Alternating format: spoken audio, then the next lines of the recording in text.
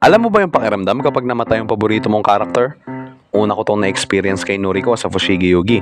Una kong nakita yung character na to, sabi ko sa sarili ko, "Damn boy, she's hot!" Tapos nalaman ko na lalaki pala siya. Nalungkot ako, nang hinayang, pero damn boy, he's hot!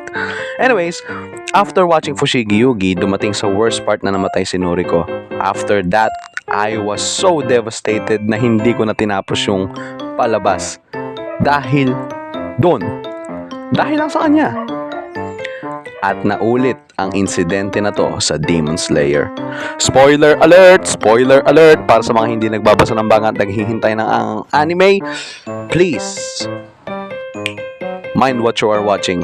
Spoiler alert, sa Infinity Castle namatay si Shinobu sa kamay ni Doma or sa tiyan ni Doma. Basta, after nun, nalungkot ako ng sobra sa sinapit ni Mitsuri at ni Obanai. Magkahalong lungkot at panghihinayang ng naramdaman ko. Isa pa si Leon sa Akame ga Kill. Masyadong trauma inabot ko noong mga panahon na yun. Kaunting trivia lang, interested talaga ako sa mga boyish anime characters tulad ni Caulifla ng Dragon Ball at ni Meryl-Leona ng Black Clover.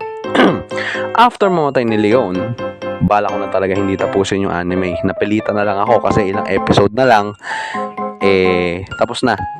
Lastly, si Kugisaki Nobara mula sa JJK. Actually, hindi ako informed or updated kasi bala ko siya tapusin, anime alone. Hindi ko balak basahin yung manga, pero after ko malaman through spoilers, nawala na ako ng interest sa JJK. So ayun lang, kayo ba? May experience din ba kayo sa mga ganitong bagay? Kwento mo naman sa comment section at magkita ulit tayo sa susunod na video.